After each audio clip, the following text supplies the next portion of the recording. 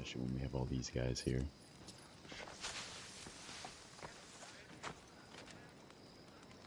Figure out a way to do it though, because I would like to do something like that.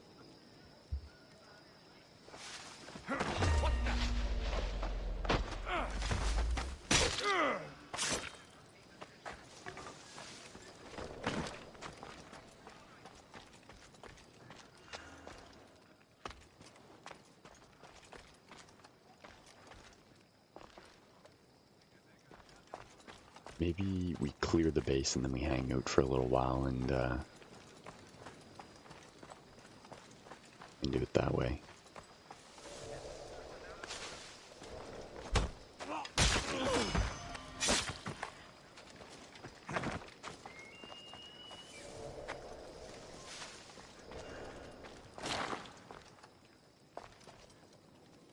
Oh my god, man. It can't.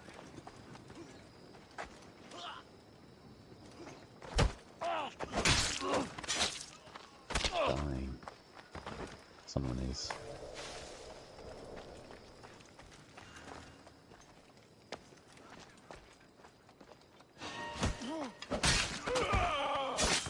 There we go.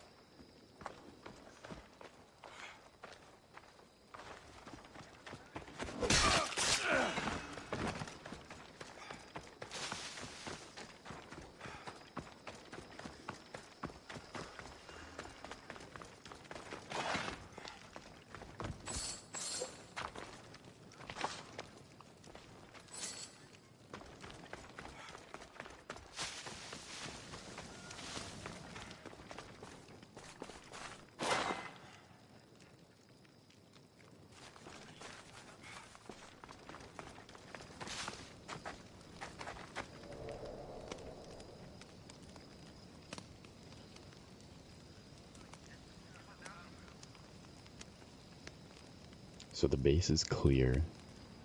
So now, maybe that's what we'll do. Maybe we'll clear the base, and then I'll read.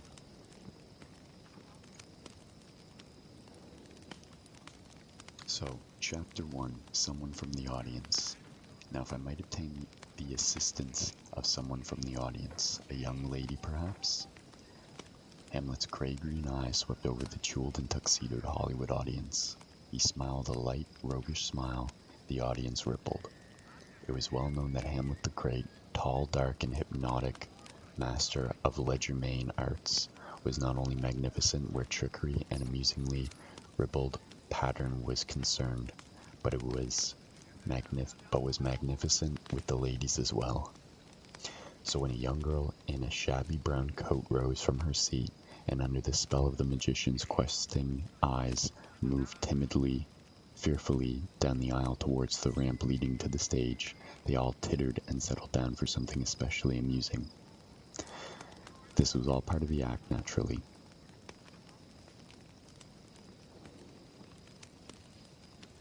Let's grab a drink of coffee.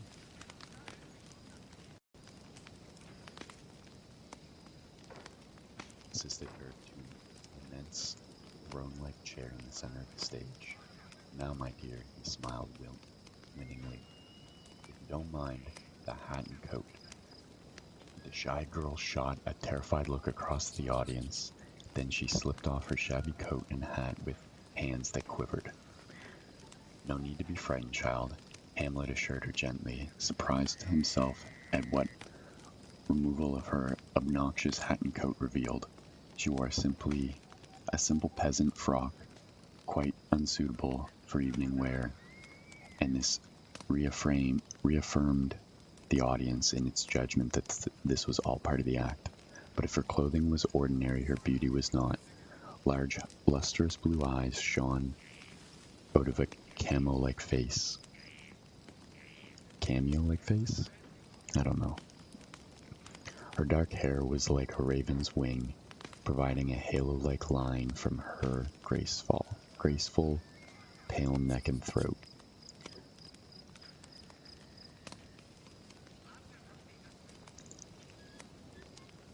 Hamlet smiled encouragingly. "Sit down, child. Tell us your name." She slid into the chair, clutching its arms. The terror showed itself again as she stared into the ocean of watching eyes. I'm sorry, my name is Julia Courtney. Do we have someone coming in? No, I guess not. Hamlet bowed low. "Thank you, Julia. Now what I propose to do is to conduct an experiment in simple hypnotism." Where is this guy? Okay, he's not around. We're good.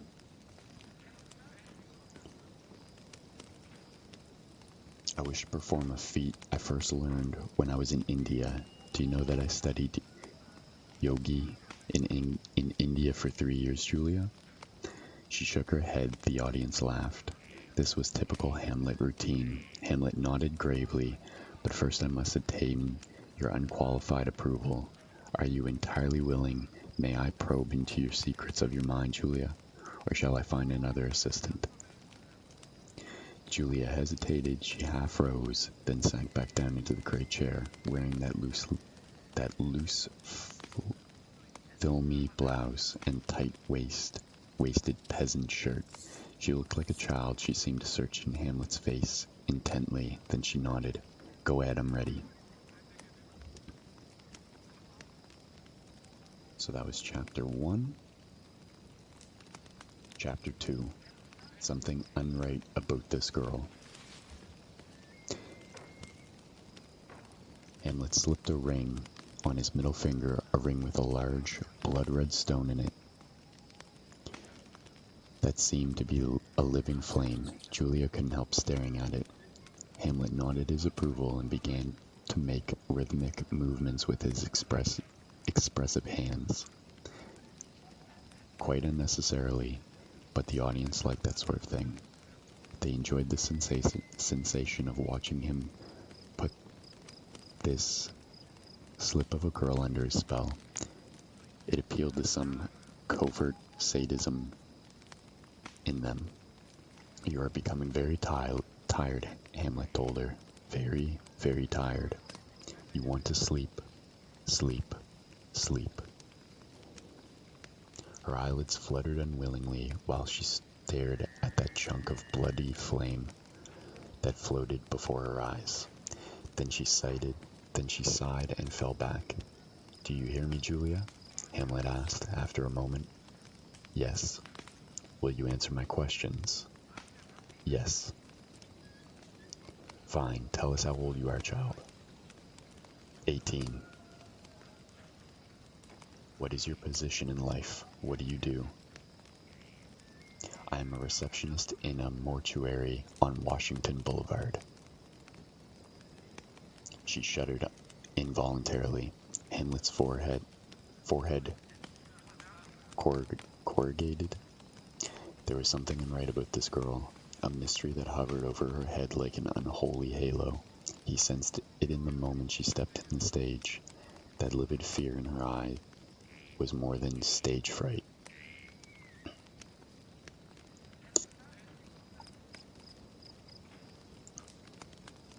He asked softly, "Why did you come to the theater?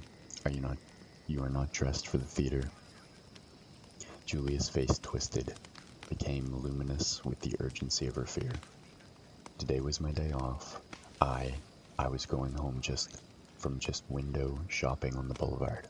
Then I knew I was being followed. I could see him, a big, ugly man.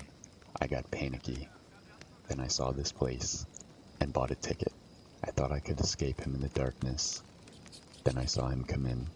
He took a seat right behind me. He kept staring at me. I didn't know what to do. Then when you called for an assistant, I came up here. I thought you might help me. He means to kill me. You must help me." course I will, Julia. Hamlet said calmly. Now, tell me very carefully, who is this ugly man you think is following you, and why? Julia was rising stiffly to her feet. She stared straight ahead of her. He has a knife, she whispered dryly, and then she slipped quietly to the floor in a dead faint.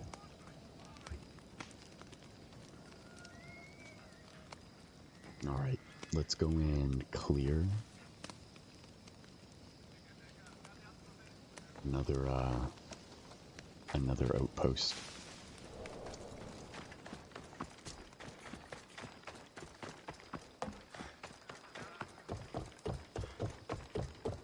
I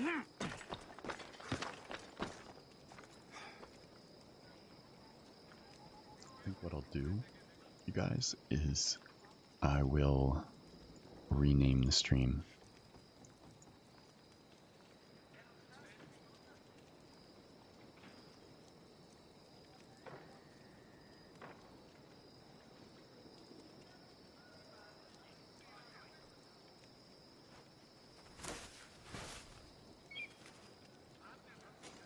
There we go. Okay, so now we will, that should be okay. Something like that, maybe. Okay, there we go. And let's open up the short stories again. There we are.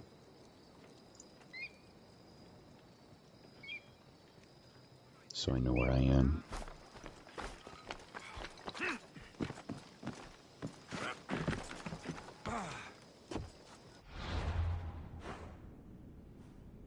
Okay, we're in the city still. Thinking we should probably take on this one next.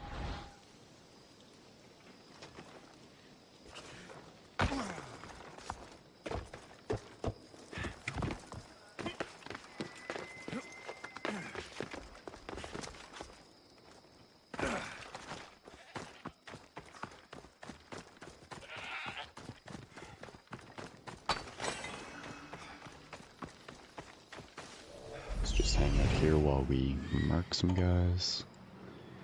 Those are wolves.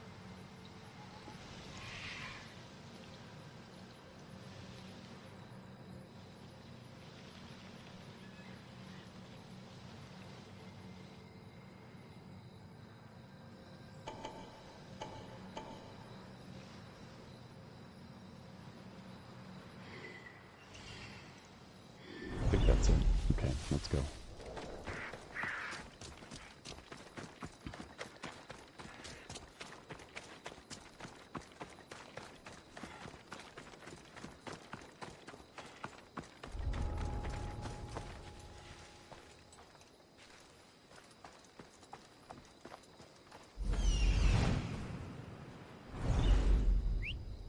Huh?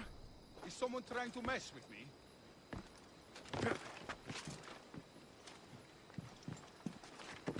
Grant me.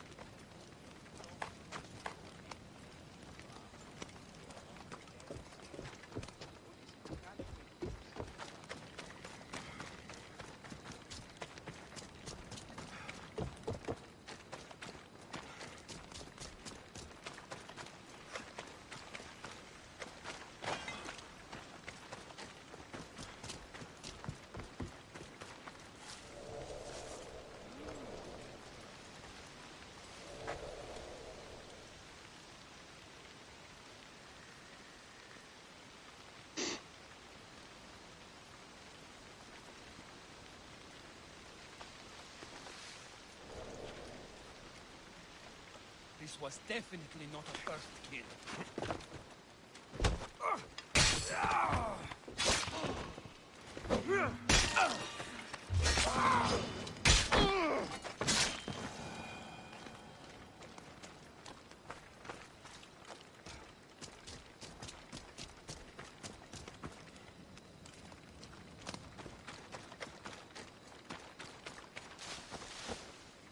Trying to find a,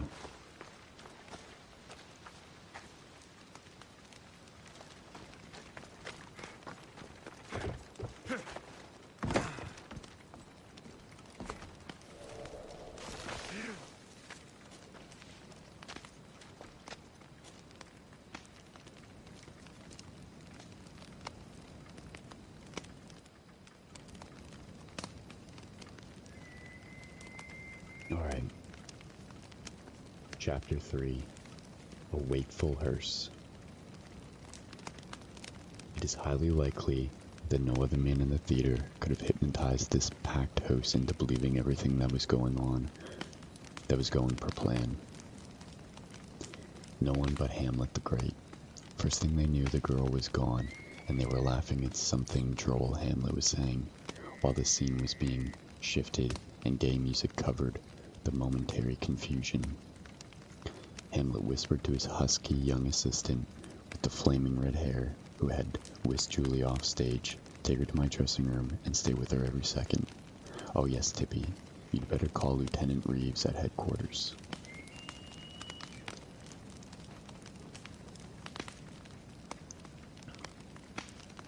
Young Tippy gave him a wry look that asked indignantly how he could stay with the girl and how also be calling headquarters.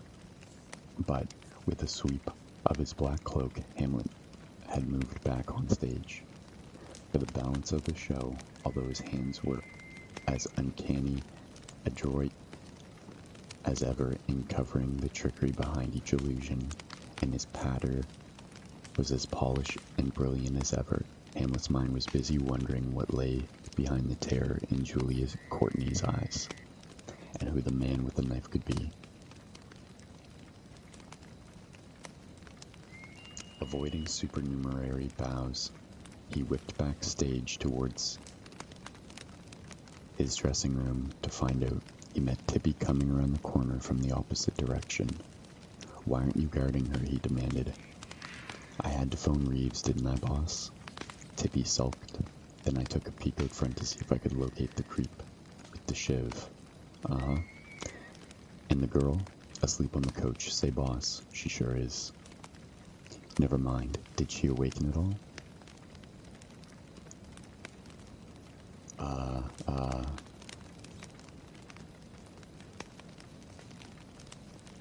She kept talking in her sleep. All she kept saying was one word. Sounded like stork. What do you suppose she meant, boss? Tippy's face dropped. You don't think she's going to have a...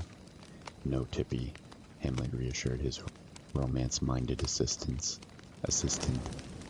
as he pushed into his dressing room.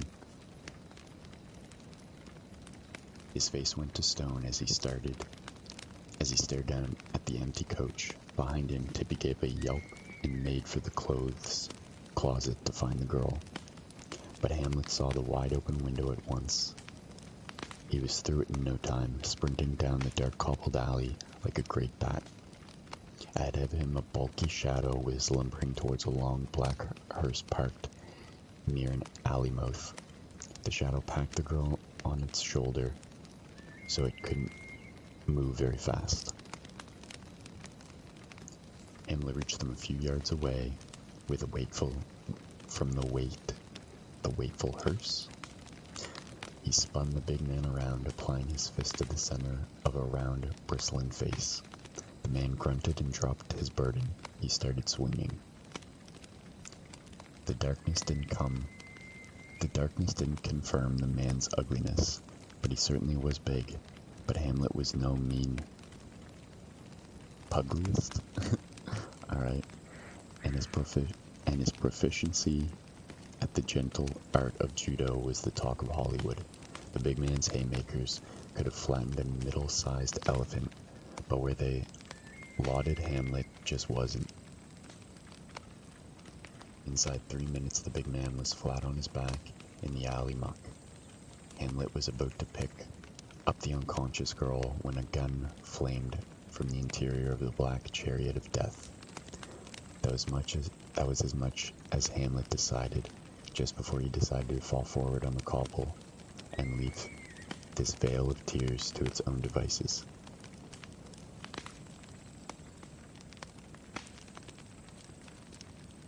And we'll go and clear another base and then read chapter 4.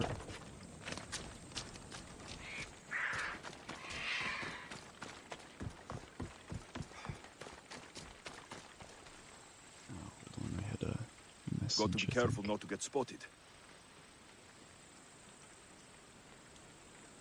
Nope, nothing.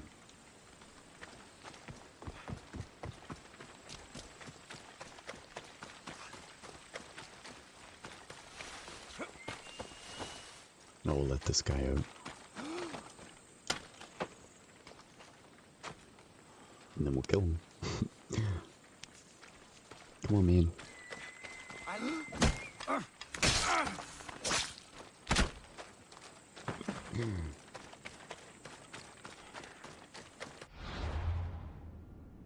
Alright, now we have to have another base around here, right?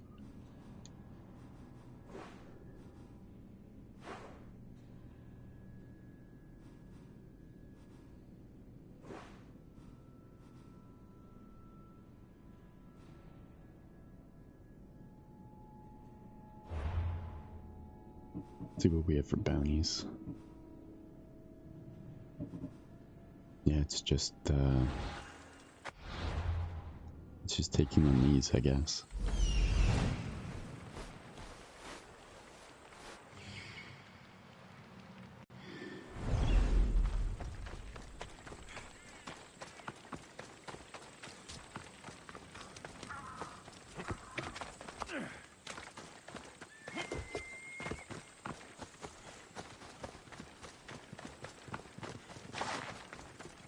Lynx claw, raw meat, and soft leather.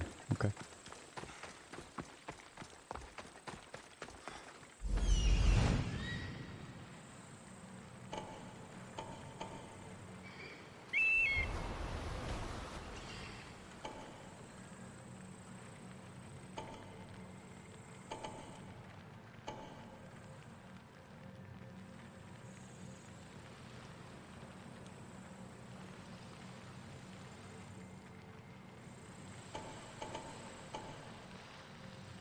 Well, there we go, we got a couple more guys over there too.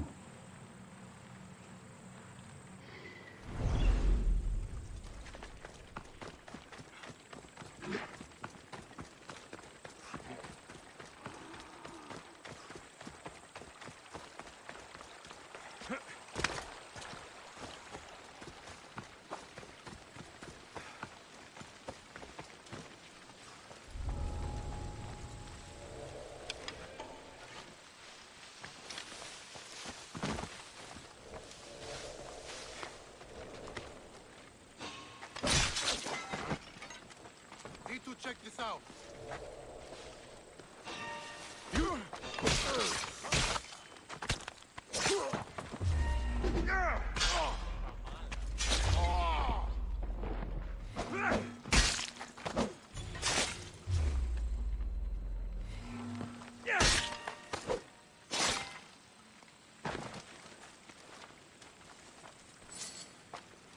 Was that it? I can't tell. Sometimes there's guys hiding, as you just saw. We do have a prisoner, though. Get him out of here.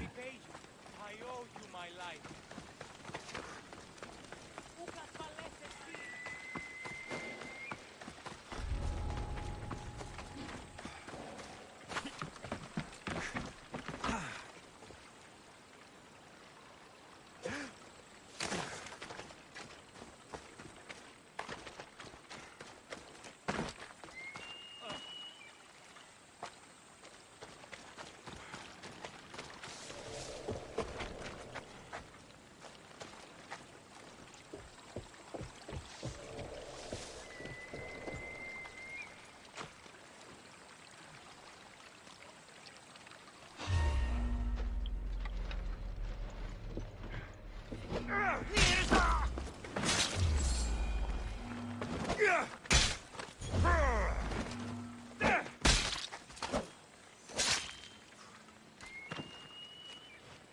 there we go.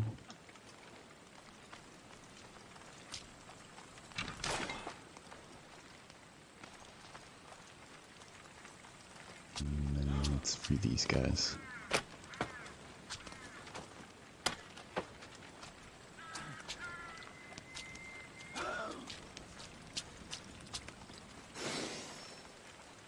Now we'll make our way over here. And we'll grab this.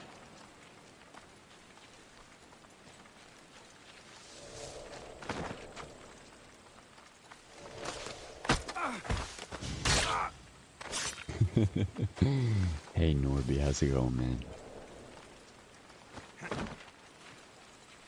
Good to see ya. I hope you had a great Christmas.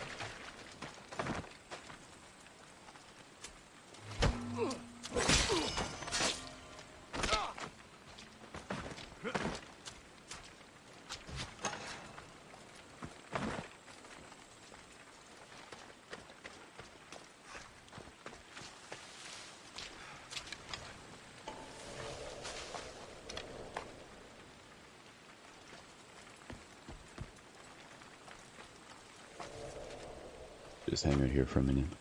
I've been here for like 5 minutes trying to decide which Beatles song to come in on.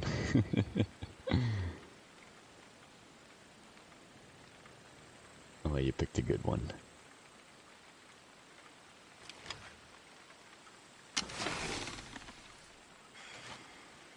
I'm trying something different, Norby.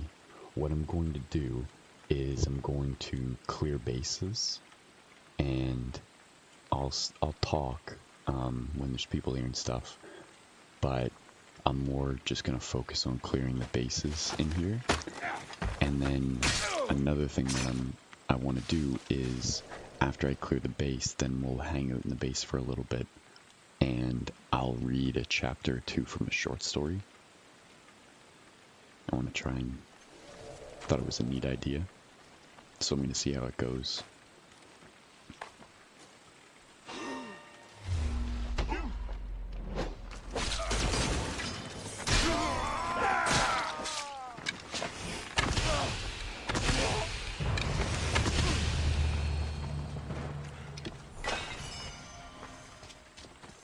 There we go, we completed that camp. Now I need to find some fire. I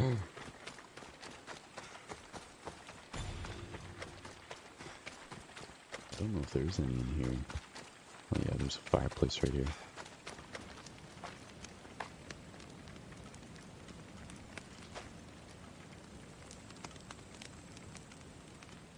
Go for cut that dick. Be right back, gotta get some food. Yeah, alright. Oh, we haven't cleared it. There's another guy.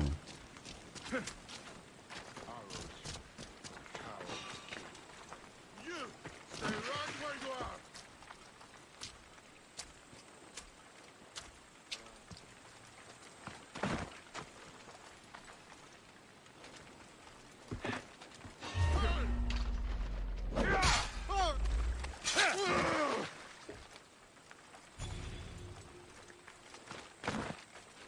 Maybe there will be a more secluded fireplace than this one. Or campfire, I should say. Yeah, it looks like it.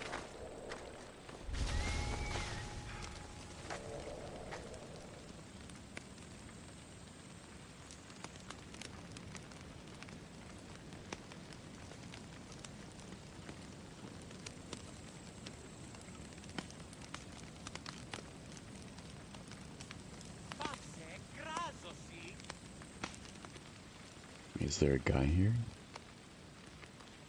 Oh no, there's not. Okay. I got confused.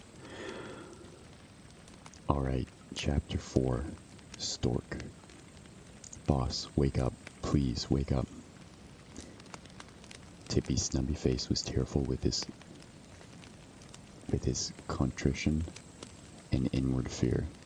You gotta be alright, he said stubbornly. Well, if you say so, Tippy. Hamlet smiled wantingly as he sat up and looked about him. He was on his dressing room couch, and his flaming-headed assistant was hanging over him like a mother hen with a sick chick. Hamlet stood up and reassured himself that the door of the dressing room was locked against Intrusion. What, Norby? Reached. Okay.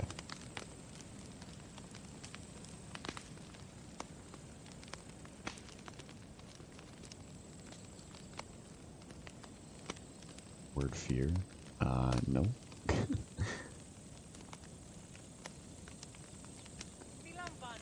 I can read you the paragraph back.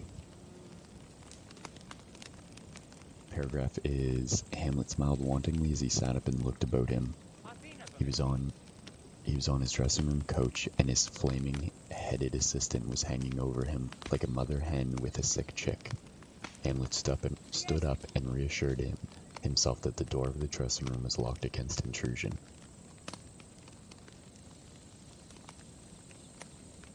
Is that it?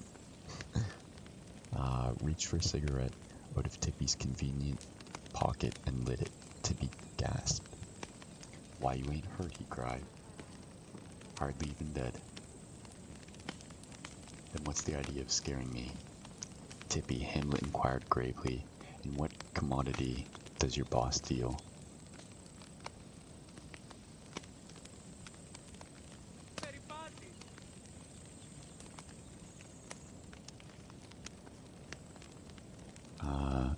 Tippy thought hard.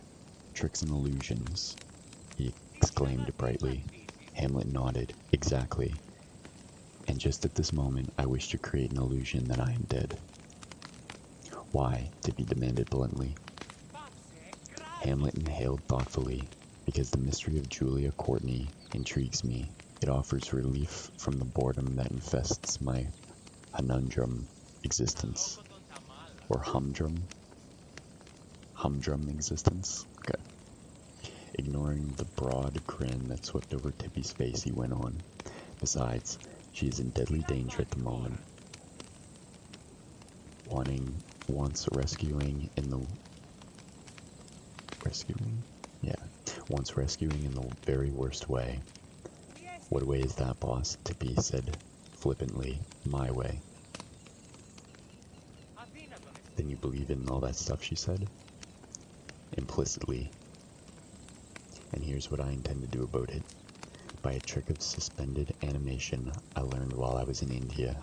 I really was, you know. I propose to simulate death.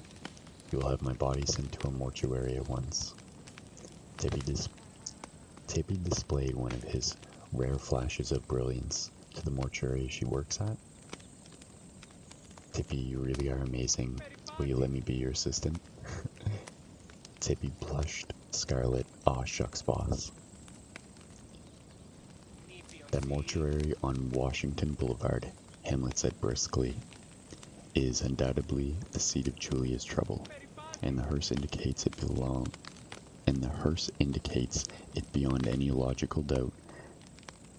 Now, a living man caught snooping around there is liable to become a dead one before he has done much rescuing, whereas a dead man, nobody's going to worry about another stiff in a joint that's full of them." Tippy chuckled. Then he grimaced unhappily. "But boss, we don't know which mortuary it is. There must be 30 or 40 of them on Washington Boulevard. Why, there's more dead people over there than live ones." Let me grab a sip of coffee.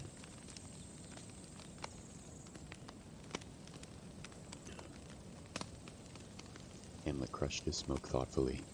"There's much merit in what you say, Tippy. But, wait, we have one clue.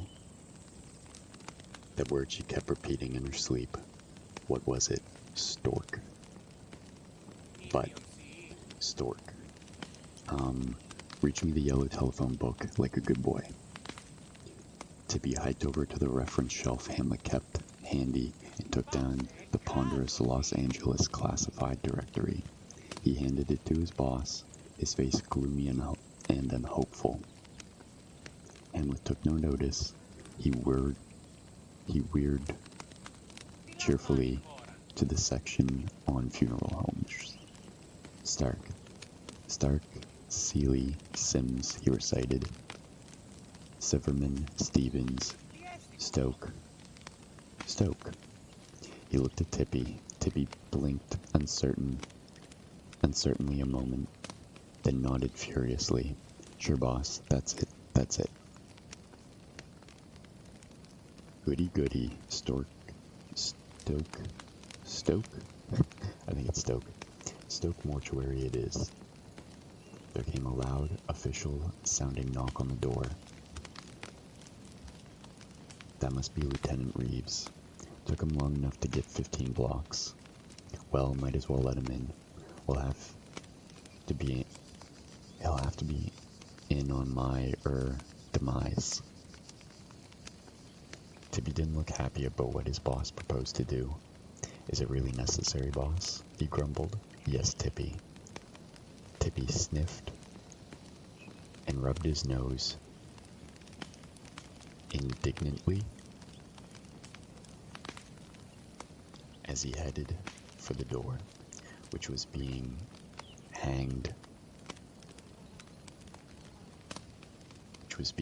on this time. I don't know who wrote this, but that didn't really make any sense. Okay, boss, it's your funeral. Alright, and we will read chapter 6 once we cleared another section. So let's go and find another base.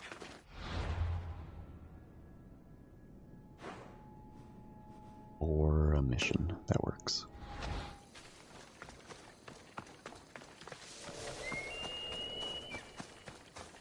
It's my funeral, I can die if I want to.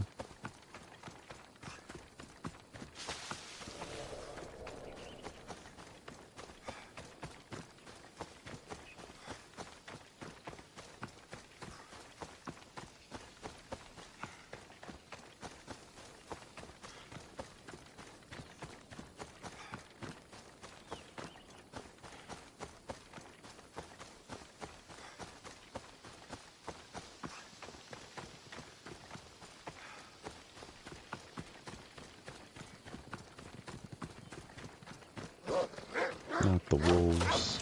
Not the wolves. Go away.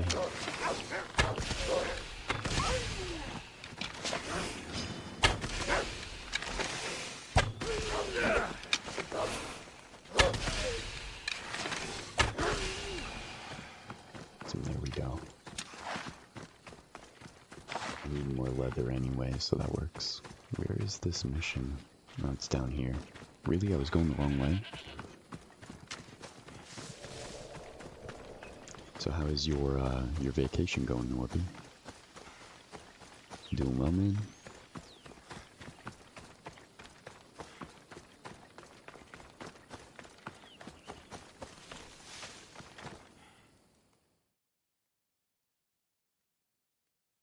Chiare, is there something you need? Cursed bandits made off with all the drachmi for my play. How am I to pay for the scene decorations now? You want me to get it from the bandits? By the gods, I need it back. In one piece, please. I've turned emo again this week.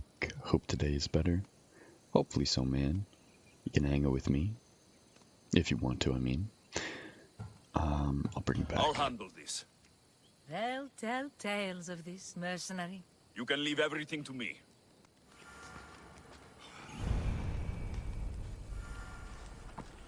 Retrieve the money.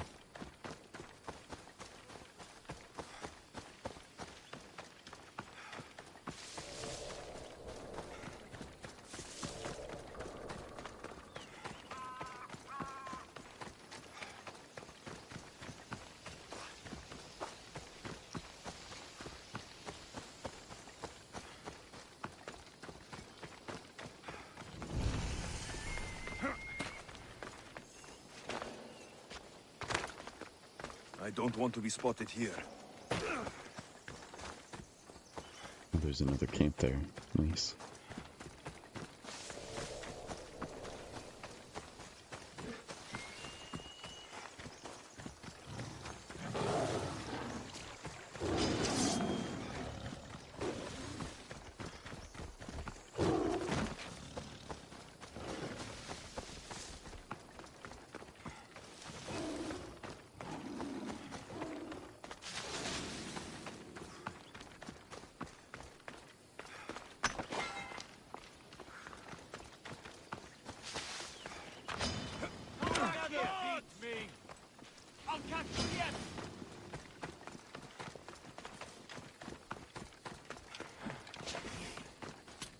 still catch you.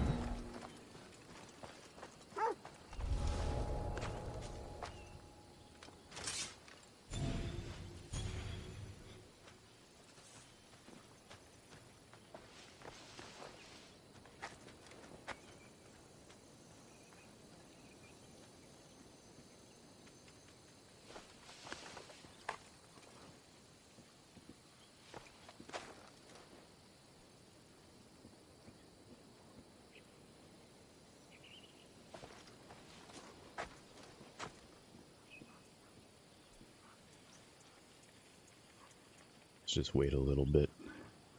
I want to try and take out the crap. Is that?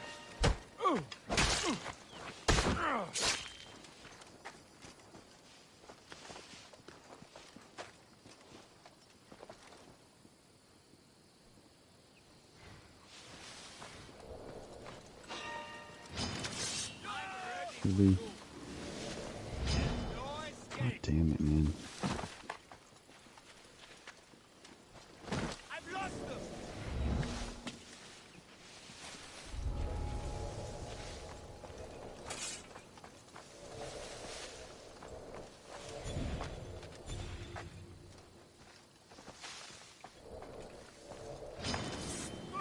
Where? He saw me through... Oh, Jesus Christ.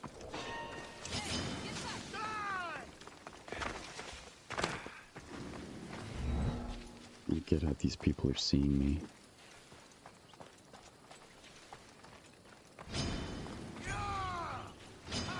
I see you. Oh my god, man. This is ridiculous.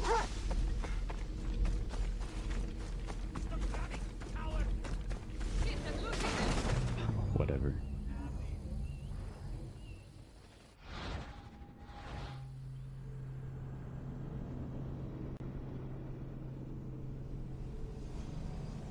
One other thing that I want to do, I wonder if there are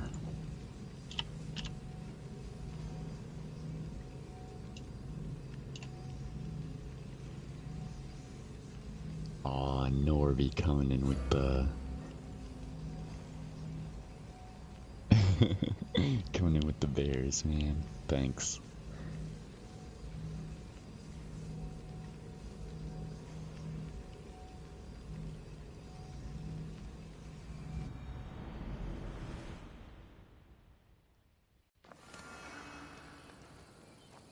Okay. I wonder if there's any evil characters, epic level characters. I'm trying to see if there's any like reading type I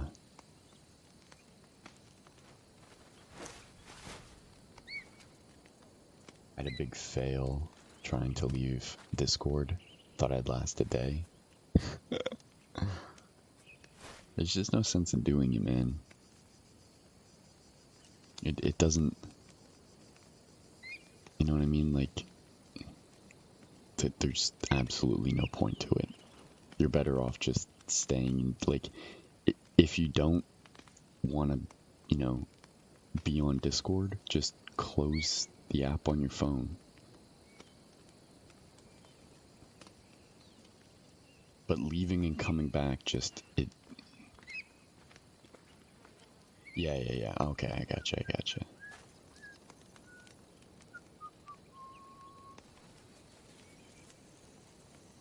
Oh, we can't do that one. Let's get rid of that. And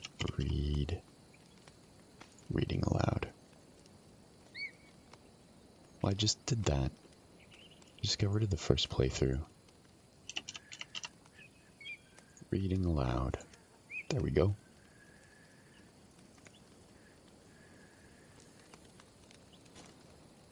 Yeah, there's no point in deleting the app though, Norby.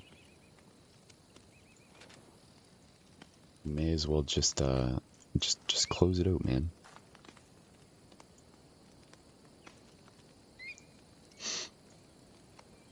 Alright, let's go and try and do this mission. Oh, hold on. quests.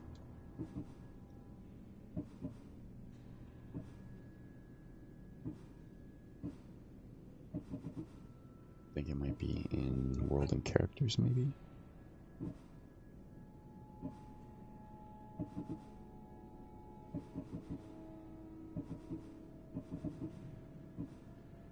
Okay, where is it? It's not this one, or that one, or that one.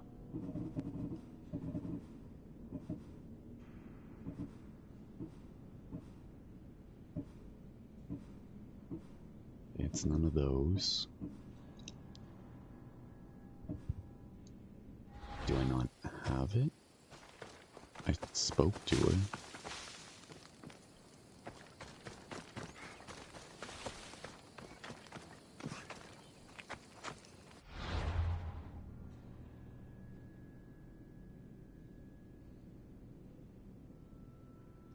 Discord has been an addiction since last April.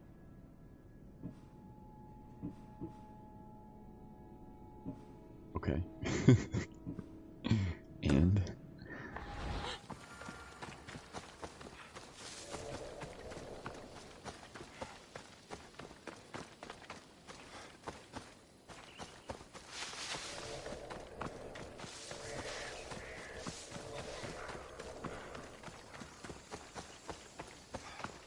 Can't, if you think you're addicted to it, you can't just quit it and not have something else to preoccupy yourself with. Most people can't cold turkey quit things that they're I should addicted try to. to stay out of sight. That's why, like, for instance, yeah, that's what I mean. But you also can't tell that person don't do anything else. You need to find other things to occupy your time with, Norby. Otherwise, yes, you'll just keep coming back to Discord.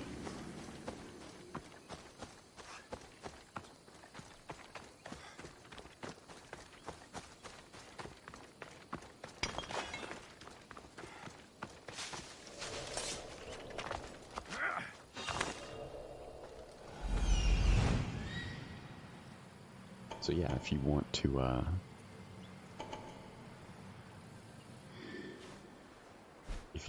kick, so I've been on Twitch.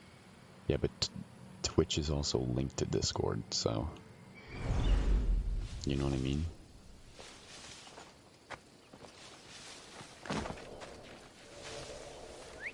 What's that noise? What was that noise? Come over here and see. I'll show you what the noise was. Come on, man.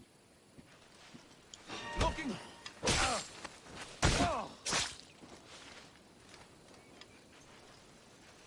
He's like, where'd my buddy go? Baby Conch. How's it going? I hope you're well, baby Conch. Oh, look at you. Hanging out there, thinking you're all sneaky and stuff. Oh, what now? What was that noise? Let's go check it out.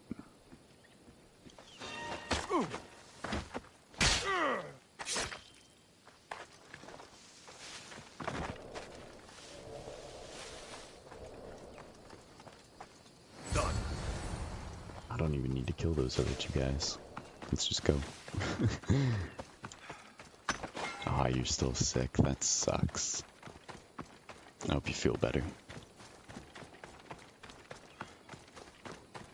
You blame Charmin? Why do you blame Charmin?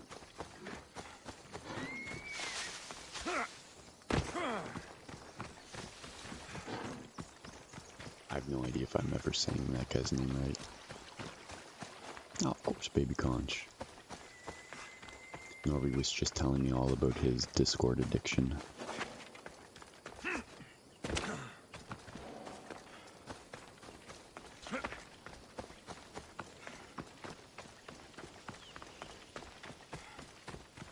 Say it like the toilet paper? What? What are you going on about, Norby? Say it like the toilet paper? Oh, well, why the hell is his named Charmon. No, his name is Charmon. Charmon. Stream's going alright, baby conch. Thank you for asking. I'm doing good. Did you get I've it? been sleeping It's all in. yours. The gods favored me the day we met. Take this for your trouble, Which is Messias. something that I don't normally do. Happy to help.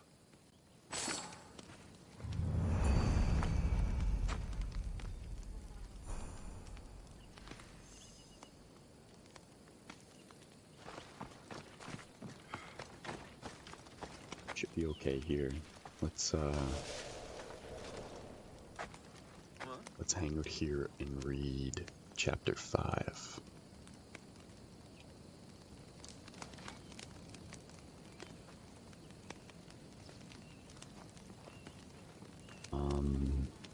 Sleep is lovely. I got 6 hours of sleep and it feels like nothing.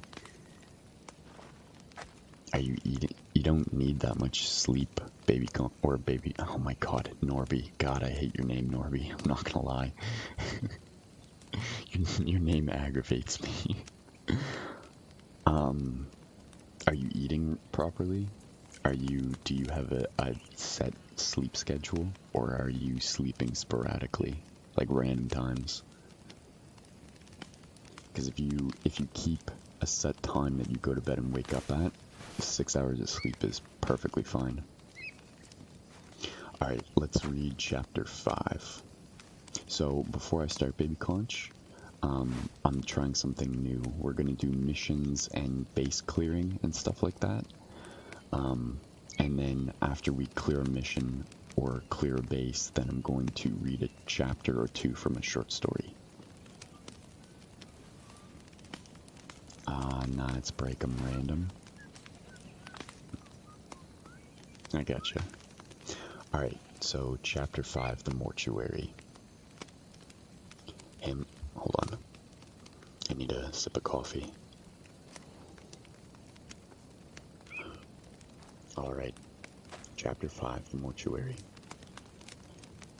Hamlet the Great lay stiff and immobile on his slab in the mortuary. He could see nothing but the darkness inside his eyelids. He would rely on his acute auditory and factory senses. The latter presented him nothing pleasant. The antiseptic odor of the white sheet that covered him, while his ears told him that someone was with him in the long room.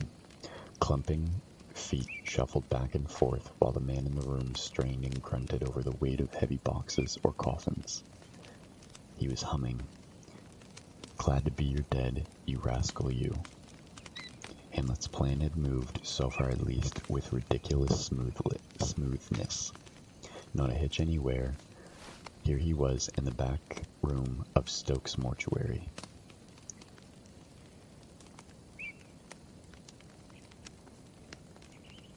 Ostensibly awaiting the ministrations. Okay, ostensibly awaiting the ministrations of the Undertaker's needles and knives. Stoke was away somewhere, and an assistant named Hollis was in charge. Tippy and Lieutenant Reeves had both fought against his idea, but Hamlet insisted. A fake death certificate was provided, and by use of an Indian drug and self-hypnosis, he had brought about his present alarming condition, given the appearance of a handsome, well-dressed cadaver.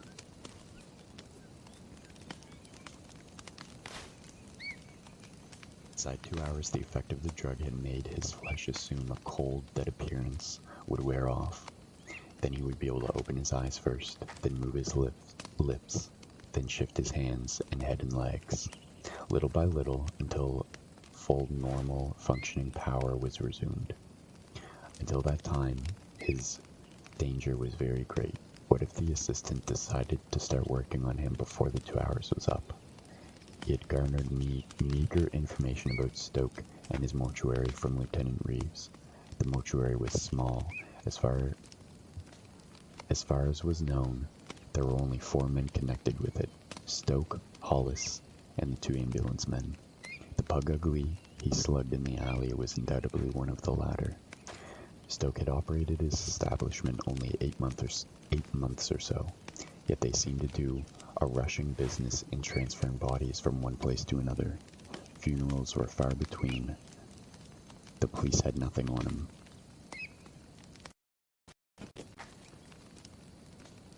Hamlet estimated, while he was being carried down the room, that it was perhaps 30 feet long, but narrow, and at the far end was a little cubicle like an office, possessing a squeaky desk chair. From the noise the shuffler was making, there seems to be a prodigious number of coffins and crates around, particularly for a funeral parlor that rarely conducted funerals. Somebody came in and spoke to the shuffler. Hamlet strained to catch every word. "Haven't you got the stuff put away in that lockup yet, Burke?" Hamlet recognized Hollis, the assistant's shrill lisp. Another sip of coffee. "Only got 2 hands, Burks growled. "Let somebody else do a little of this night work." "Suppose you mean Graven?" Jed drove down the border with the boss to help with the new shipment. "Stoke isn't going to love you anymore if he walks in and finds out the last one is still up here in these coffins." Burke swore. "I copped that nosy dame, didn't I?" Before she could sing, "and I put the magician on a slab where he won't get any ideas, didn't I?" "With my help," Hollis lisped. Burke swore again. "How about helping me tuck these hot goods to bed, eh?" "No, I have to get back to Angela. She mustn't escape again." "You gonna slip her the business, Hollis?" "Of course not. I told the boss what was up when he phoned from Cece's." "Cece's, really?" "And he told me to hold off until he gets back. He's got something special on his mind." When's he getting back?" Burke complained. "I need Craven to help me with this junk." "They'll be here any minute. Better get busy," Hollis warned and left. Burke went back to work. He seemed to be removing something from boxes and carrying it down a stairway and depositing it, piece by piece, in some secret hold. Things were moving fast. Hamlet knew the time for action was at hand, before Stoke and the other hood got back. He fought to move, to release his muscles from the invisible restraint of the drug. For a second he thought he was making it. His eyelids flickered, and then he heard a door slam in front.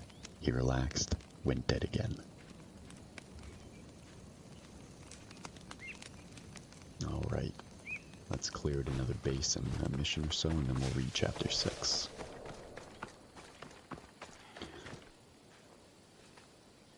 It's spreading through the internet. You're all getting sick, eh? Let's clear out this one here.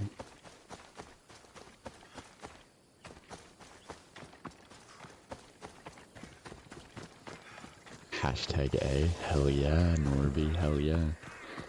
Norby, were you here for that conversation, or was it just Baby Conch and, who else? Baby Conch, I think Leaky was here too. This area will be well defended.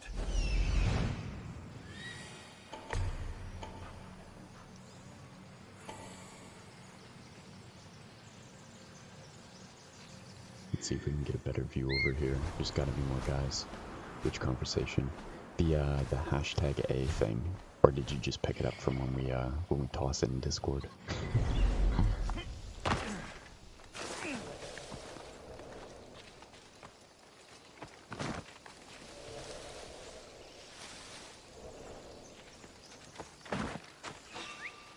I'm going to find out what that noise is. Anybody there?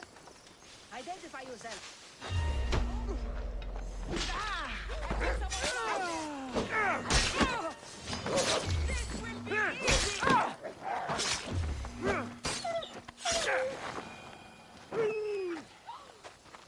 I think that's it. Let's clear these hostages out. Why are you here?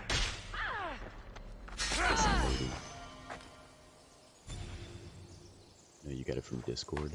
Hashtag the voice. Baby gosh.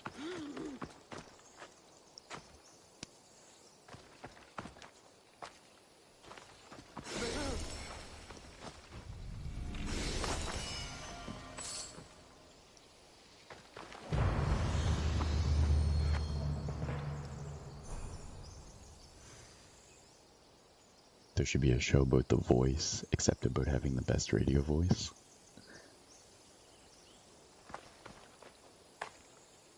Yeah, Baby Conch, if you wanna like hear the short story, just actually I might have it up on YouTube. Is what I'll do.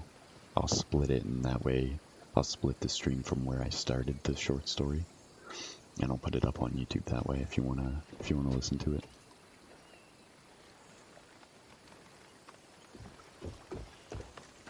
So we got that one done.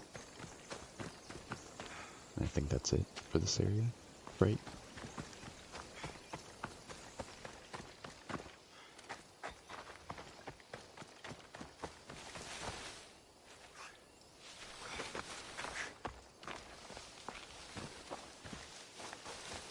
Yeah, of course. I'm glad you like the idea. Where are we gonna go now? We need to find another... We haven't really been up here. Parnes Mountains.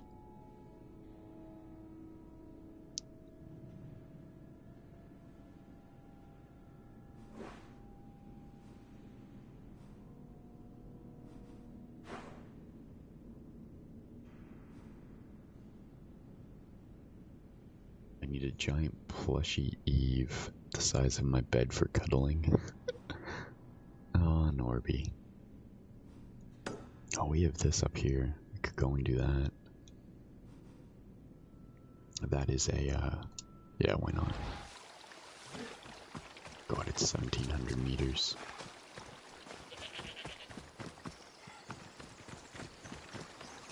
Oh, but we're by the water.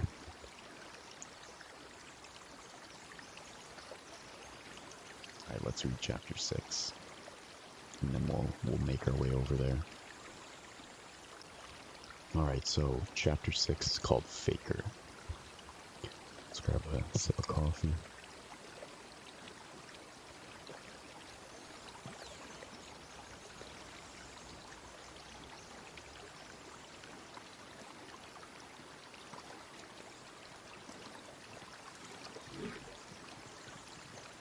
Alright.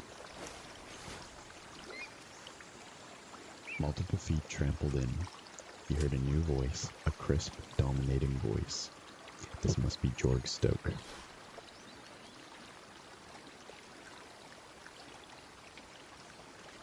Here under the sheet, Hollis lisped complacently. Hamlet felt it when the white sheet covering him was flipped off. He felt somebody bend over him and probe him with eyes and with hands. What killed him? Stoke snapped. Lead poisoning, Hollis tittered. I shot him. Did you examine the wound? Superficially, the redhead stooge of his cleaned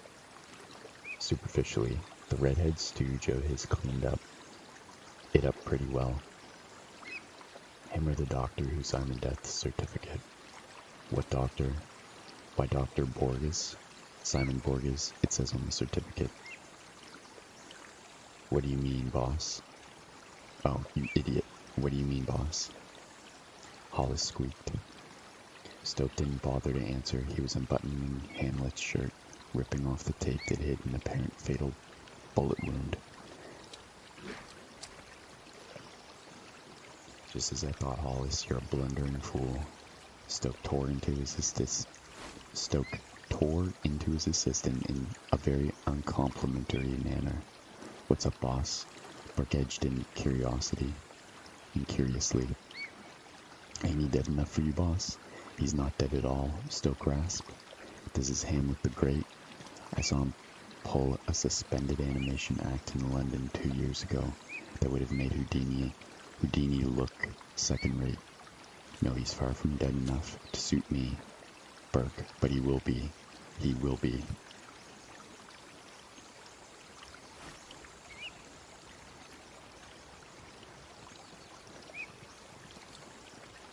The mortician's fist crashed down on his face. He felt the shock of it down to his heels, and it told him the effect of the drug was wearing off fast. "Open your eyes, you faker," Stokes snarled. He started slapping Hamlet's face viciously with the back of his hand. Hamlet remained immobile. He let his head flop loosely from side to side under the lashing, fighting to keep under that curtain drug. Finally, the agony was over, and Stoke panted. "He must have taken some drug to make him look so dead. It hasn't worn off yet. He'll keep. You come with me, Hollis." "Let me kill him," Hollis begged emotionally. "No, I want him to be able to feel it." "What are you gonna do, boss?" Burke gloated. "He came in here a corpse. I have a bona fide death certificate. What do you think I'll do? I'm gonna treat him just as I would any corpse. Only he's going to have full use of his senses, so that he can enjoy the experience to the fullest." He said something about an early funeral that made Hollis titter. As they walked away, Hamlet was beginning to think his ruse had worked when Stoke called back. "Oh, Burke." "Yeah, boss?" "Never mind those coffins. Keep your gun on him. If he moves, get him." "He won't play none of his tricks on me," Burke vowed. Half an hour went by with agonizing slowness. It was as if time turned to rubber and was stretching each second into an hour. As the drug wore off, it became almost impossible for Hamlet to restrain his corpse-like rigidity. His skin prickled and itched. He yearned to stretch his arms and legs. To so much as move one finger would have been heaven, but he didn't dare. He could hear Burke breathing as he sat on a propped-up box at Hamlet's feet, watched him doggedly, gun in hand. So vivid were Hamlet's hearing powers by now that he was aware of every movement the thug made. And when he was certain Burke had shifted his glance away, yawning, he let one eyelid raise a little. Yes, now was his chance. Alright, let's move over and we'll try to make it there. And then we got some Oricolca more, I think. Maybe. Yep.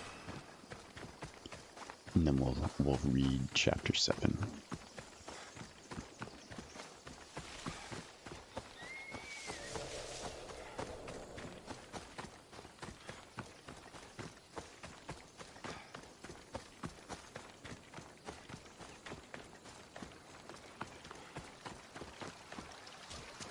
Does anyone have any plans coming up for the holidays?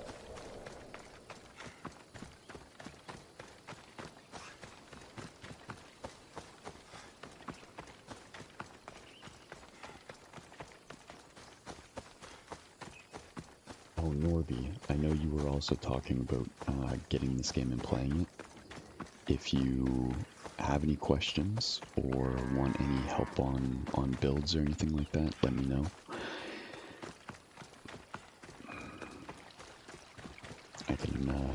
I can help as much as I can. I haven't been playing the game too long, but I do know a little bit now.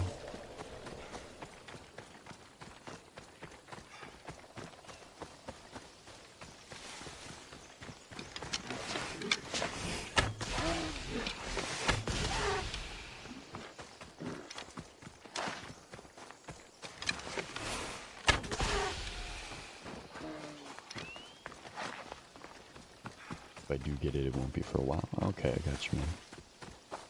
I got you.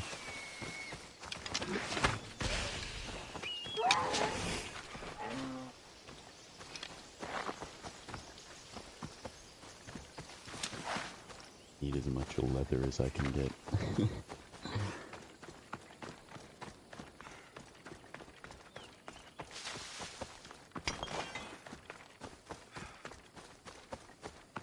I think the hardest thing to gather and accumulate for like upgrades is leather.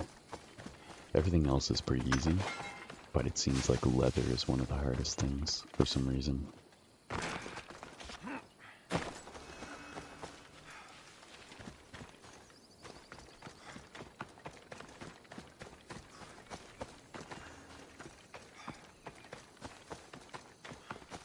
Oh, we have a guy here. Let's go and get him.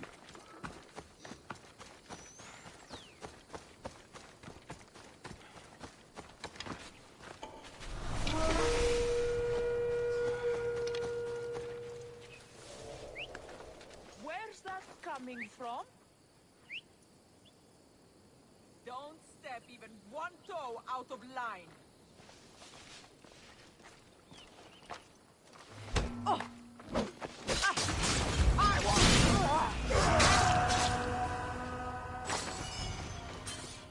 Oh yeah.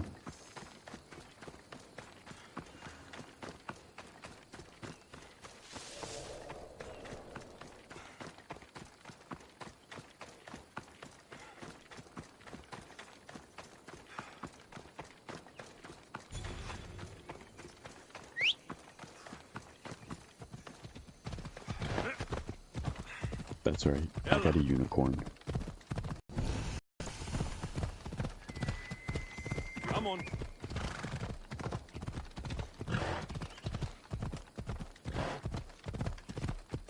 Come on.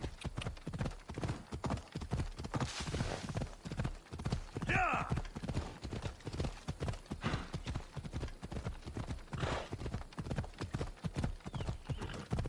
Ella.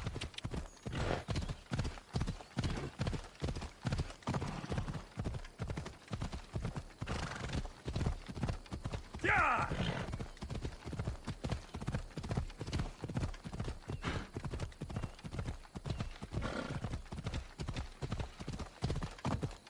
Yeah.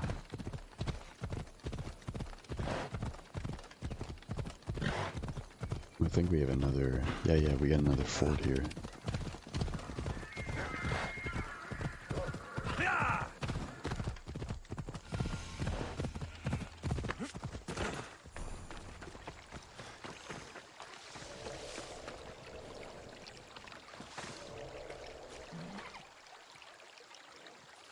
Okay, I'm gonna run to the washroom. Be right back.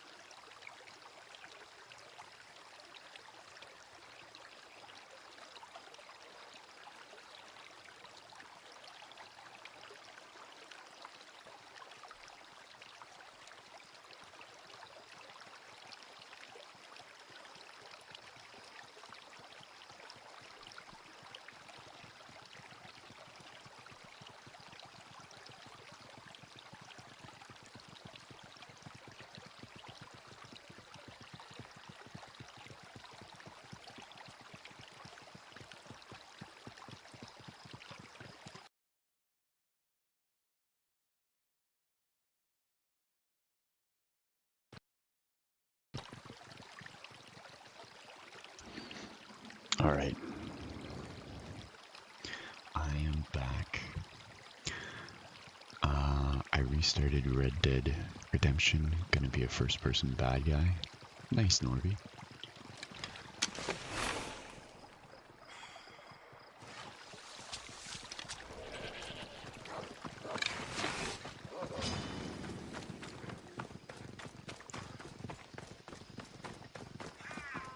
Alright, man, let's go and clear this base.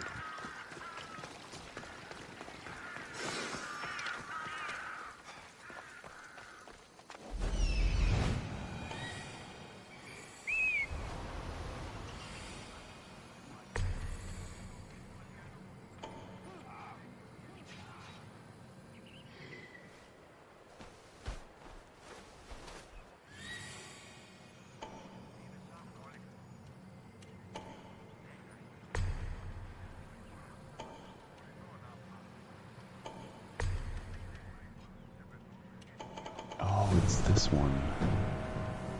Forgot about this guy. I think it is.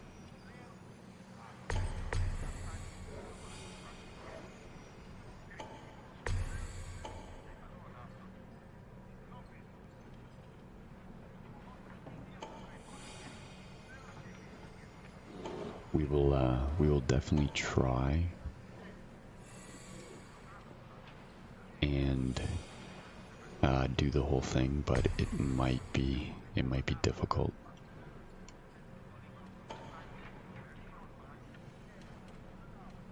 Just because those guys there could be a problem. We'll have to see.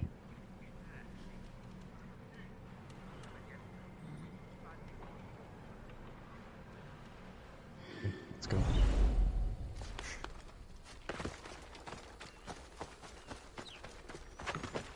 I should be careful.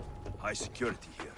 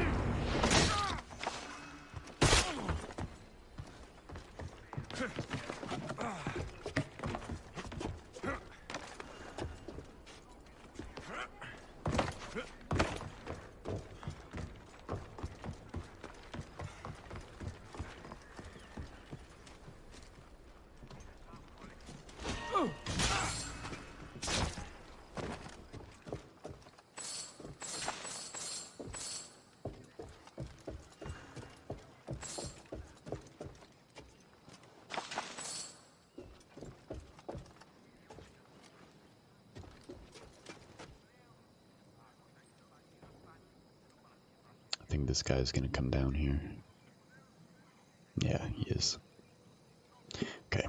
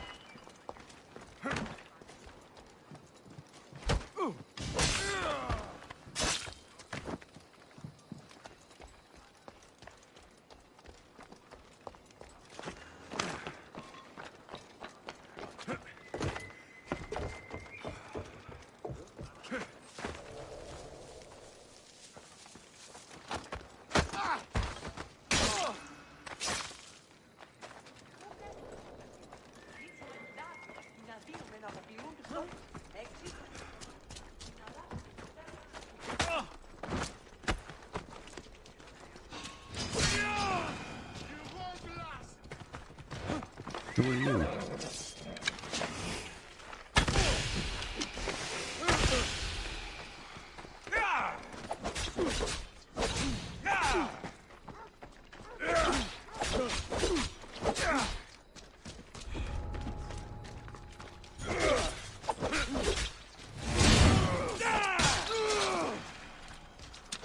I have no idea who that guy was. And I have no idea what that horse is doing either. Okay.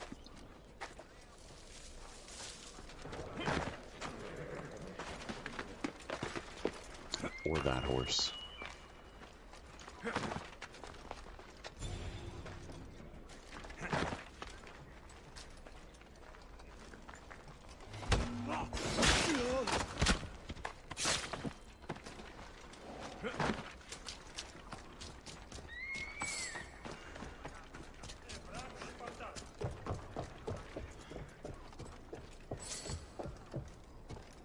How do I get in here?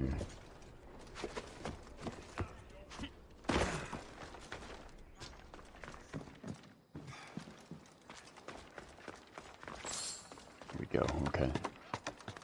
Let's take this.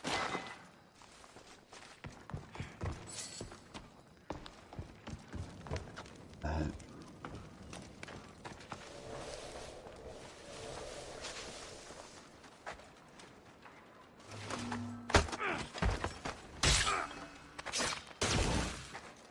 Go. No, that's not good.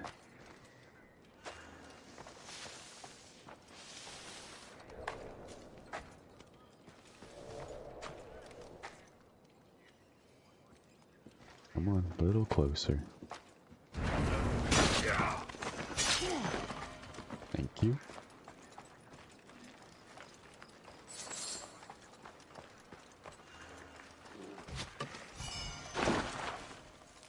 We get a chest.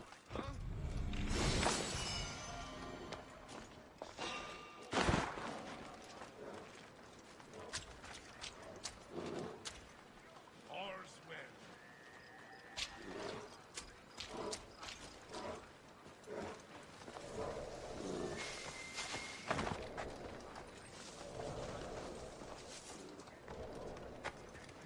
Oh, we'll save that guy. Hello? Oh man, this could be bad. I don't see anything. I have no idea who this guy is.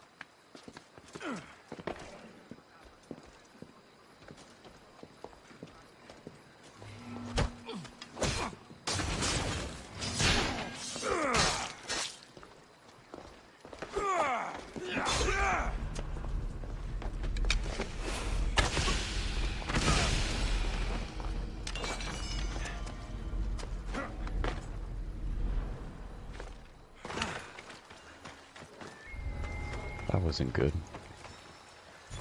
Oh no, man. Not reinforcements. Yeah, let's just get away from these guys. Right that way. They are there. How many is there?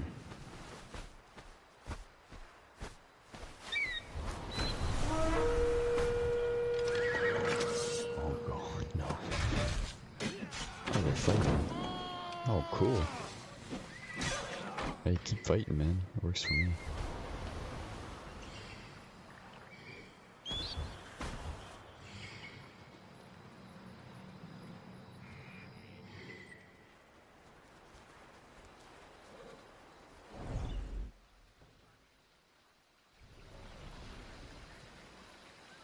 There's another one coming too.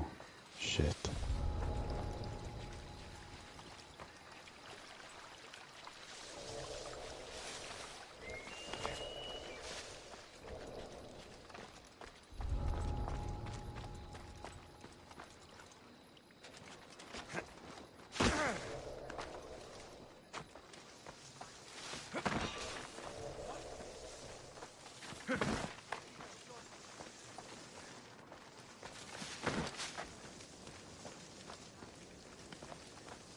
Everything checks out, I guess.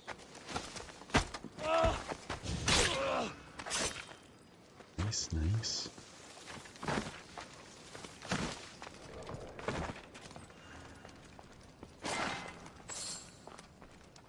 Get as much of this loot as we can.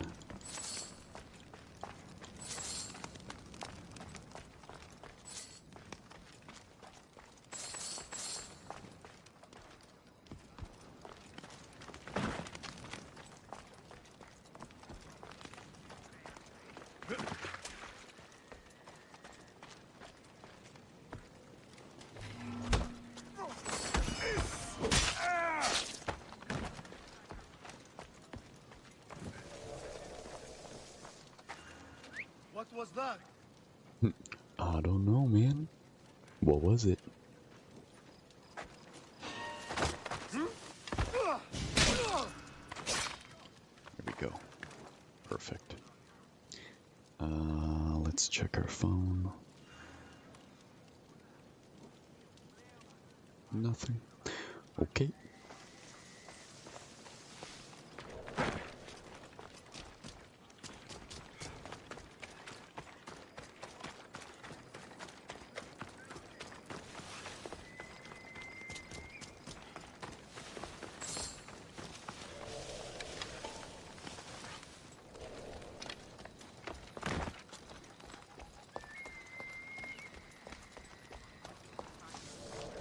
Oh no.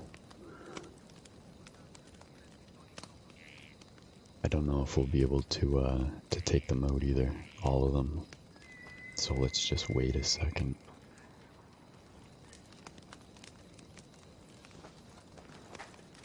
Damn.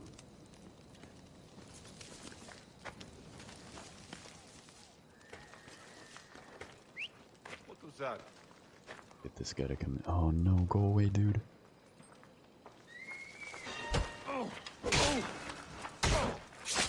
There we go.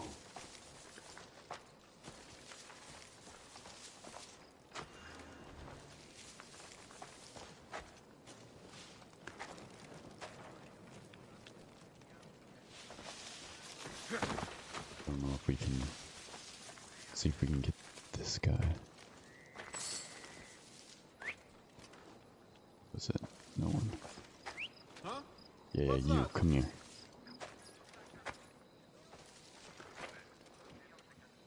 Fell asleep, but you're awake again, Dirt. Hi, baby conch. Baby conch.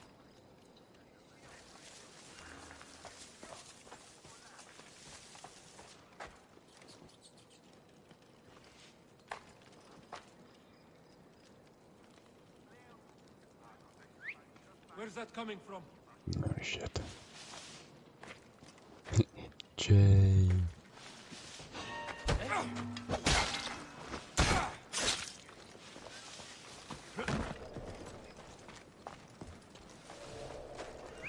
Something's going on. Yeah, something is going on, man. I'm here to kill you. That's what's going on.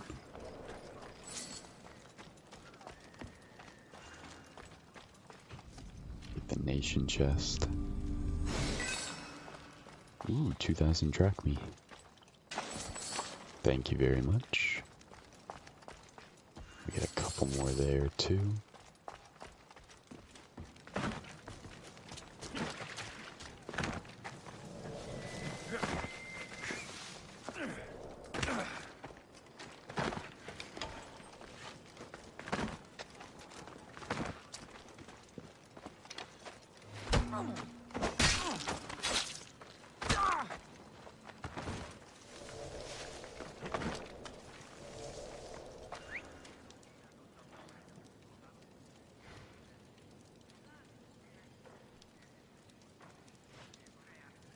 Just these two guys.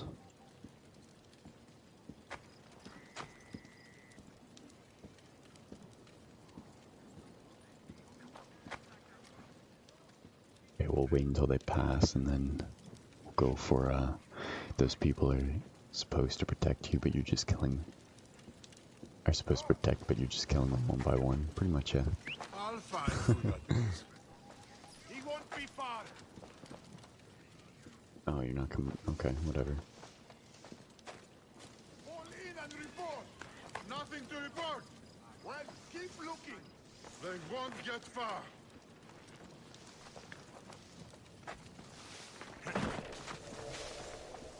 I don't think I imagined it.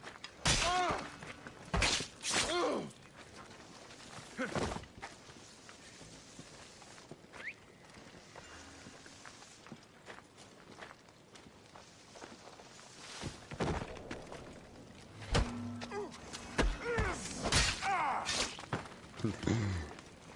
I'm just killing them one by one. Hell yeah, I'm methodically taking out the base, baby conch.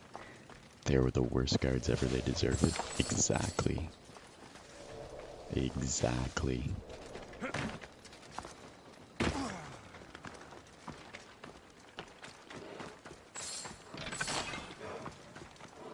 Get these guys over here too.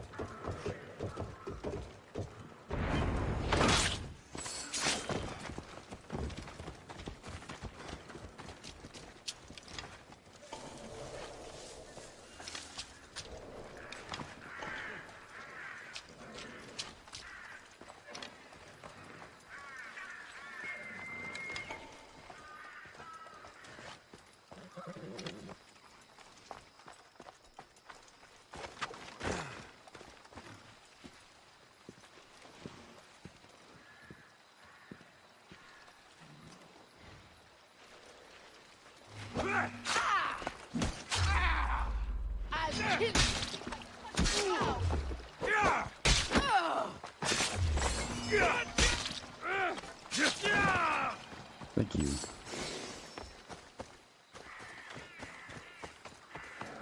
Right now, let's see if we can take these guys out.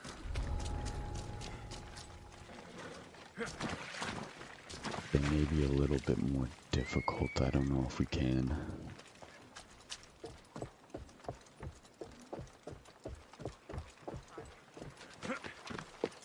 Take this 36 guy out though.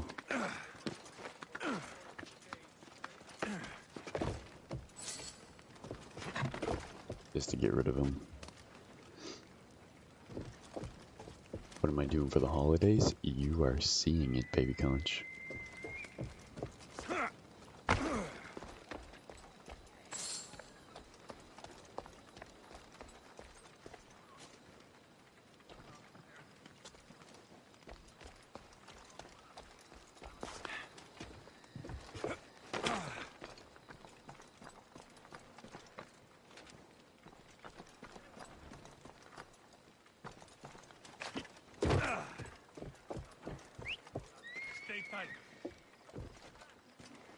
No way.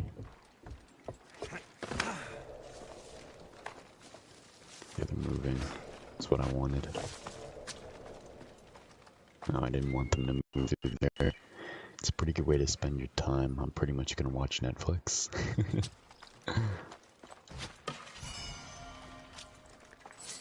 Hey, you know, that's how you want to spend your time, right? It's your time.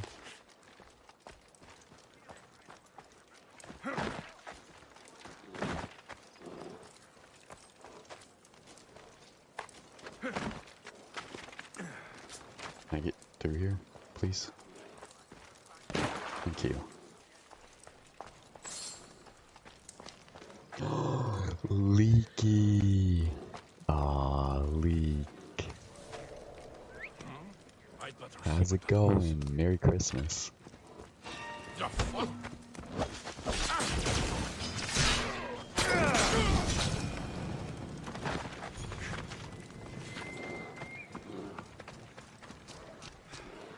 Aw, Leaky. I haven't seen you in forever.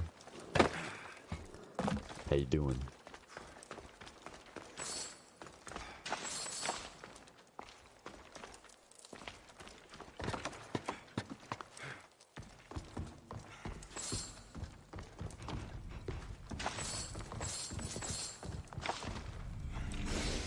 Good, good. Are you off for the holidays? You don't. Hopefully, you don't have to work.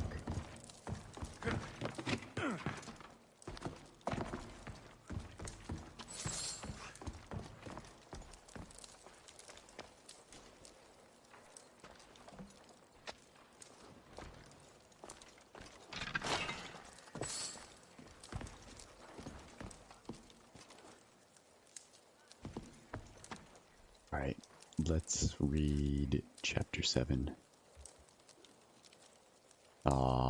Thank you, Leaky. Same to you. I know we haven't cleared the base, but I don't think they'll come in here. So, we are on chapter 7. Yeah.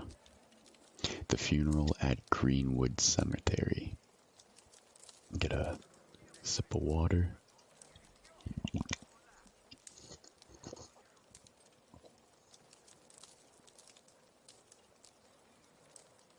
Alright, when Burke looked back at him, he'd only closed his eyes a couple seconds. He blinked and rubbed them in surprise. He gasped down at the big ring that had blossomed on Hamlet's finger in that interim. Hamlet's hands were folded across his chest as before, but now his middle finger wore the ring that was flashing blood-red stone in it.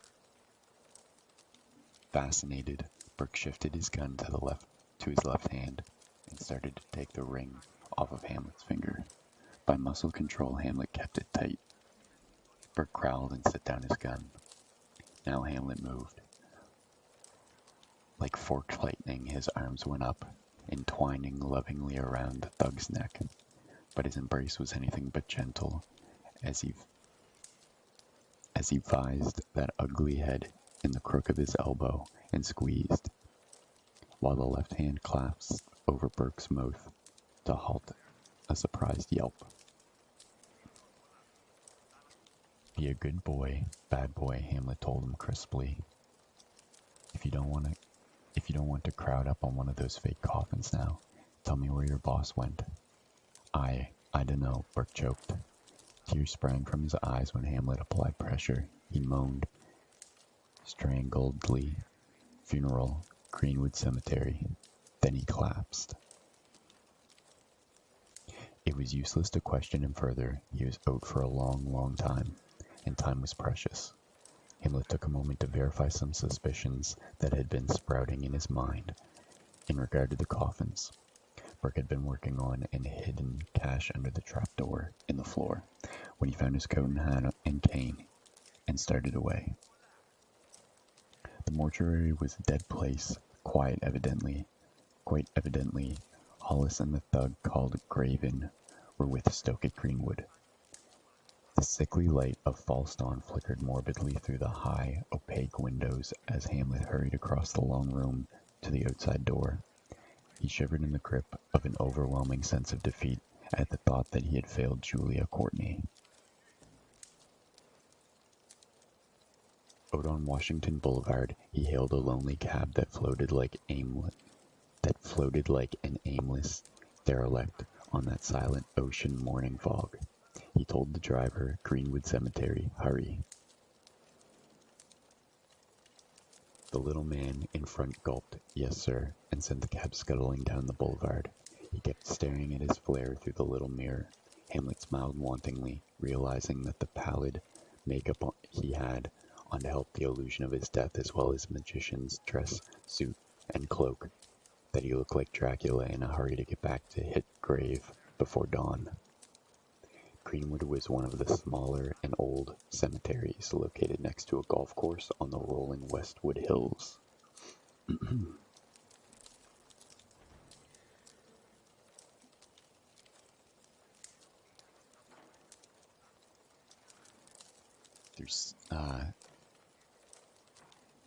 Through sentinel palms and frigid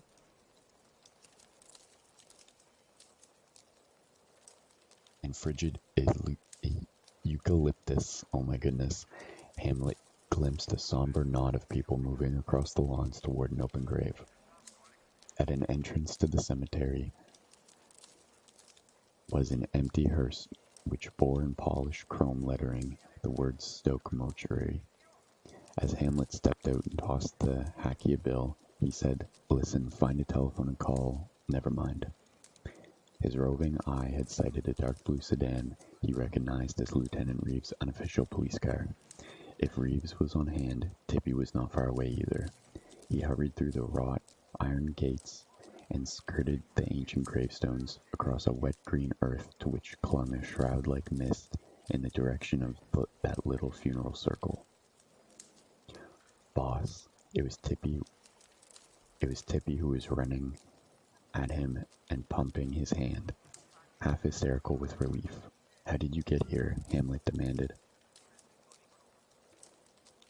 "We followed them," Tippy pointed at the funeral circle, from which came a murmurous minister's voice and a low sobbing of a woman. "We thought, I understand." and we'll finish the base and then move on to chapter 8. Let me catch up on chat.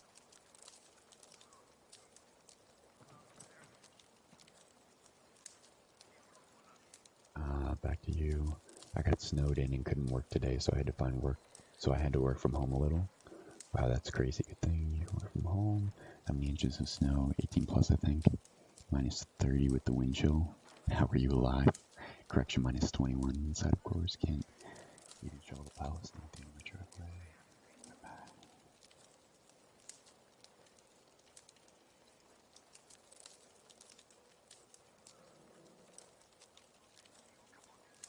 Only one more month. Get what? Oh, 47. Get what you're saying. Alright, let's finish clearing these guys. They're still just wandering around. We'll set a trap for them here.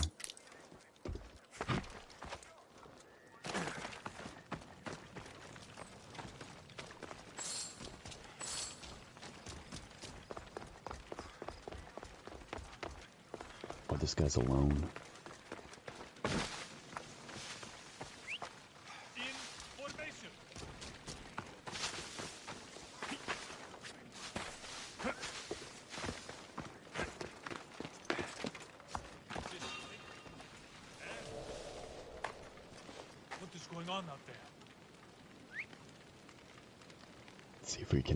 See if we can get these guys. I'm just being silly. Imagine. Come on, man. Who did that? There we go. Now you're coming over here. So we can kill them. Doesn't matter that they're level 37.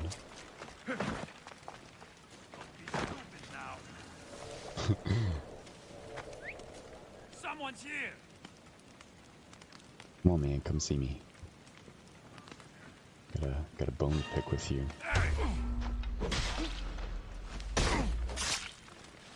There we go, that guy's dead. Oh, we might be able to get this guy. Oh, no, we can't. Not if he keeps moving over there. Let's see if we can get him from up here.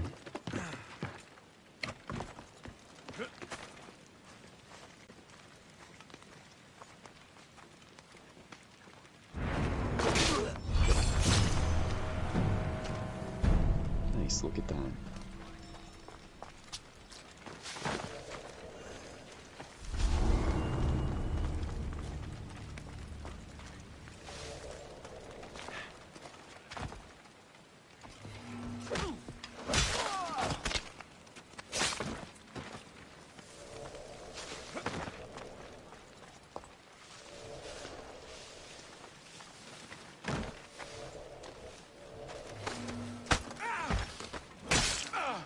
We got them all.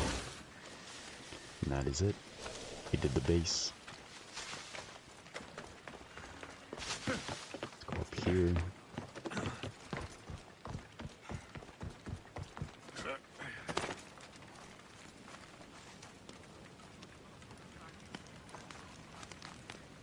Okay, now we have a Cult of Cosmos member to uncover. Who is it? Oh, this one.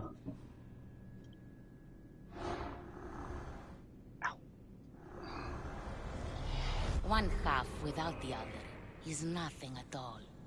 I have nothing left to lose. Okay.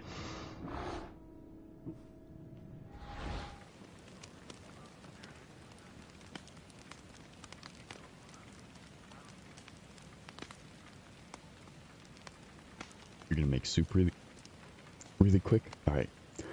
We're gonna read chapter 8 now. It's chapter 8. A Good Samaritan. Tippy was leading him off to one side of an immense oilander tree, where Reeves and two other of his plain-clothes associates were holding council. Reeves' wide, homely face lightened when he saw the magician. "I see you're alive again, so it seems." Hamlet gestured quickly at the funeral group. "What's all that?" Strictly on the level, Reeves told him grumpily. We had a look in the coffin, half expected to find you in it. That's why we followed them out here. It's just a little old lady. Her sister hadn't any money, so when Stoke, good Samaritan that he is, offered to give her a simple funeral without charge, he naturally, "Hey, what's the matter with you?" Hamlet was grabbing his arm. "They've started to lower the coffin. We've got to stop them." Reeves snorted, "I will not. I've already made a fool of." Hamlet wasn't listening any longer. He was sprinting through the group and telling the four men in the black to put the coffin down. Stoke's voice burst out. This is no rage. Hamlet whirled on him. He saw a stout man in a frock coat with puffy black-rimmed eyes that reminded him of a cobra's. A long, emaciated creep with thin blonde hair and twitchy chin who stood next to Stoke was, he decided, the assistant Hollis. Before anyone could move, Hamlet had slipped the thin blade concealed in his cane out of its sheath and had pried the cheap coffin top open. There, on the satiny lining, lay a shriveled body of an old woman. Hamlet turned to the black-veiled lady who was sobbing. "I know you will forgive me when you understand why I am doing this." He lifted the frail body out gently and set it across his cloak. Then he knelt and ripped the satin lining out of the coffin. Reeves was beside him, protesting by now. "Look," Hamlet told him, "false bottom, like the one in the mortuary." His sensitive fingers probed for and found a catch that opened the false bottom. When he reached inside, lifting a slim body of Julia Courtney out of it. "She's alive," he exclaimed. "Take care of her, somebody." Across the open grave, Stoke had pulled a revolver out of his frock coat and was pointing it at him. Never had Hamlet seen such demonic hate in a human being's eyes. He lifted to his feet as Stoke fired. The bullet skimmed his arm. Hamlet faced Stoke with a sublime calm. Just this sadistic sort of thing you would think of, burying her alive. I ought to have known when I found what you intended for me. Stoke's face was insane as he fired again and again. Hamlet seemed to melt easily away from each deadly bullet with a snare. Stoke leapt at his throat, leaped right into the cane sword Hamlet held. He made a gurgling sound, and then toppled back heavily onto the grave he had planned so carefully for Julia Courtney. So that was it, Reeves said. After they had assured themselves Julia Courtney was resting easily in the receiving hospital, they brought her to. Stoke was a smuggler, Hamlet nodded. Narcotics mostly. He brought them over the border and distributed them with his hearses. I found out his coffins have false bottoms, even used fiendishly real wax dummies as a cover. A quick look would fool anybody, and most people aren't anxious to investigate hearses too closely.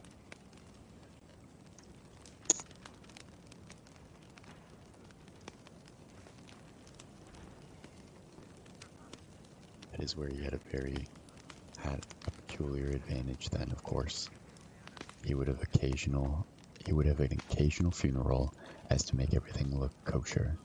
How about the girl? She was part of the setting too. Seeing her in his reception room would convince anyone. Only Julia must have stumbled across something that spelled danger for them. Stoke decided she must be gotten rid of, and figured out that clever scheme of burying her with the pauper lady. You telling me about Stoke's Good Samaritan deed tipped me off. I was reasonably certain that Mr. Stoke wasn't giving away anything for free, anything except death. The end.